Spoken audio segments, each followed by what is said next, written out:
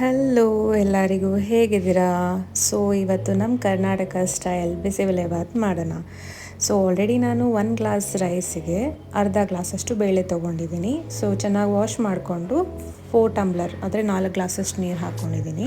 So ಇದಕ್ಕೆ ಅರಿಶಿನ powder ಮತ್ತು ಚಿಲ್ಲಿ ಪೌಡರ್ ಖಾರಕ್ಕೆ ತಕ್ಕಷ್ಟು ಹಾಕ್ಕೊಂಡಿದ್ದೀನಿ. ಸೊ ಆಮೇಲೆ 1 ಟೇಬಲ್ ಸ್ಪೂನ್ ಬಂದು ಬಿಸಿಬೇಳೆಭಾತ್ ಪೌಡರ್ ತೊಗೊಂಡಿದ್ದೀನಿ.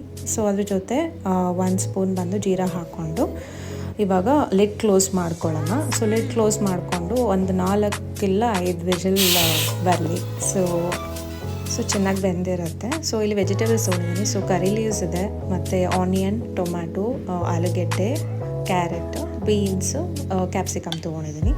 ಸೊ ಅದ್ರ ಜೊತೆ ಸ್ವಲ್ಪ ಹುಣಸೆಹಣ್ಣು ಮತ್ತು ಬೆಲ್ಲನ ನೀರಲ್ಲಿ ಹಾಕಿ ನೆನೆಸಿಟ್ಟಿದ್ದೀನಿ.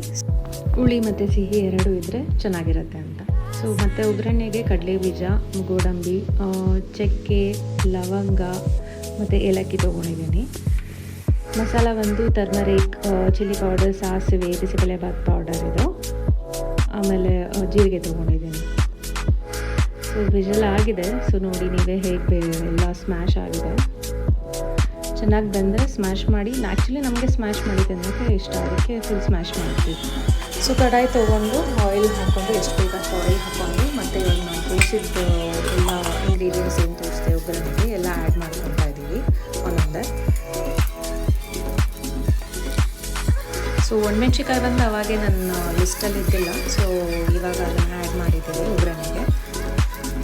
ಸೊ ಇಂಗ್ರೀಡಿಯೆಂಟ್ಸ್ ಎಲ್ಲ ಒಟ್ಟಿಗೆ ಹಾಕ್ಕೊಂಡು ಒಂದು ಸರ್ತಿ ಫ್ರೈ ಮಾಡಿಕೊಂಡ್ರೆ ಸ್ವಲ್ಪ ಬ್ರೌನಿಷ್ ಆಗಬಹುದು.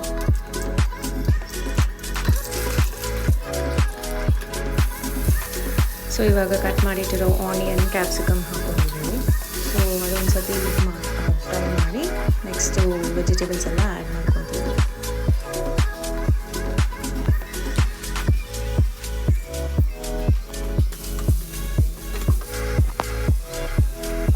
ಸೊ 1 ಟೇಬಲ್ ಸ್ಪೂನ್ ಮತ್ತು ಅರಿಶಿನ ಪೌಡರ್ ಹಾಕ್ಕೊಂಡು ಟೊಮೆಟೊ ಹಾಕೊಂಡಿದ್ದೀವಿ.